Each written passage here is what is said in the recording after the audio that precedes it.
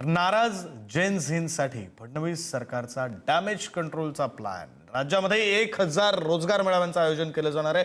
31 मार्च 2027 पर्यंत 1000 रोजगार मेळाव्यांचं आयोजन केलं जाणार आहे। रोजगार मंत्री मंगलप्रभात लोढा यांनी या संदर्भातले आदेश दिलेले आहेत। रोजगाराच्या जास्तीत जास्त संधी उपलब्ध करणार राज्यामध्ये मोठ्या प्रमाणात नाराज असलेल्या जेन झी युवक युवतींना पुन्हा आपल्याकडे खेचण्यासाठी फडणवीस सरकारनं नवा डॅमेज कंट्रोलचा हा प्लॅन आखलेला आहे।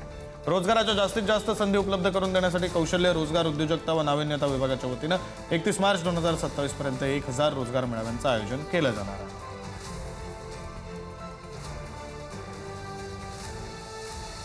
आपले प्रतिनिधी सुशांत सावंत आपल्यासोबत फोन लाईनवरून जोडले गेलेले आहेत। आपण त्यांच्याकडून या संदर्भातले तपशील घेऊया।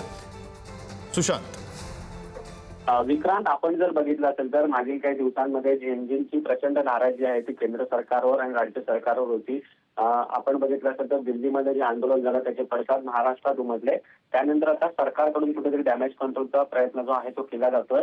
नाराज जेनजींसाठी फडणवीस सरकार महत्वपूर्ण आता घोषणा केलेली आहे। राज्यात 1000 रोजगार मेळाव्याचं आयोजन जे आहे ते करण्यात येणार आहे।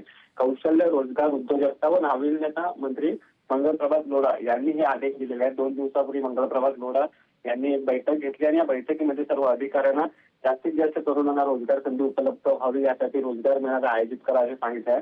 आपण जर बघितलं असेल तर ITI व्यतिरिक्त इतर कॉलेजमधील विद्यार्थी त्यासोबत ज्यांना नोकरीची गरज आहे अशा तरुणांना सामाजिक संस्थेशी संपर्क साधून त्यांना रोजगार मेळाव्याचा विस्तार केला जाणार आहे।